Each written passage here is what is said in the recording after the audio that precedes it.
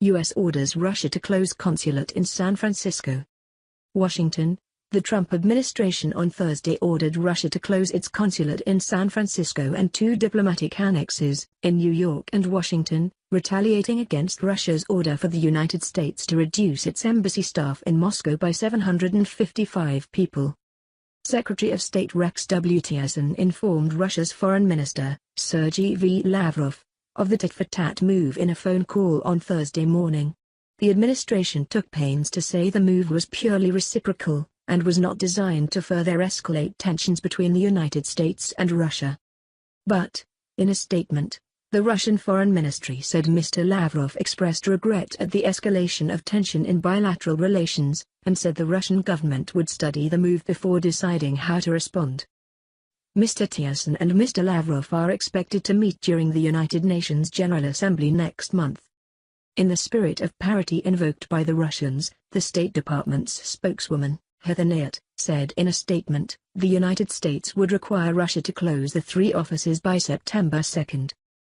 The State Department would not say how many employees will be affected by the closings, although it noted that the reduction would leave the United States and Russia with 3 consulates in each other's country. While there will continue to be a disparity in the number of diplomatic and consular annexes, the statement said, we have chosen to allow the Russian government to maintain some of its annexes in an effort to arrest the downward spiral in our relationship. The Cold War-style response had been expected since earlier this month, when Russia ordered the American embassy staff cuts after Congress imposed sanctions because of Moscow's meddling in the 2016 presidential election. The Russian consulate in San Francisco is the oldest and most established consulate in the United States, according to administration officials, consisting of an office building and a residence.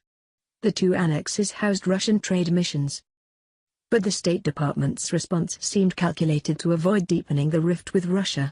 The administration is not expelling any Russian diplomatic personnel from the United States, nor did it touch the staff at Russia's main embassy in Washington.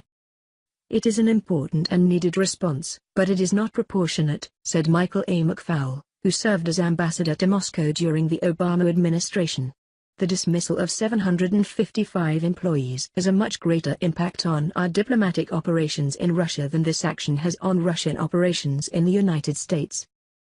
The Trump administration's announcement of the action also bore little resemblance to Russia's move, which was announced by President Vladimir V. Putin himself in an interview with state-run Russian television. The White House delegated the response to Mr. Tillerson, and the explanation of the move was left to a mid-level State Department official.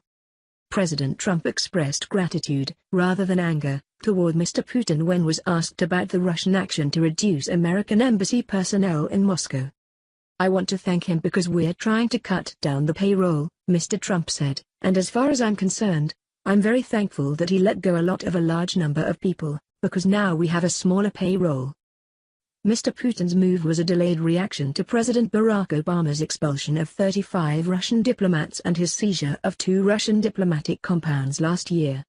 He was acting after the nation's intelligence agencies concluded that Russia attempted to influence the 2016 election. The administration said there was no decision on whether the Russian government would be allowed to take back those facilities. Let it go.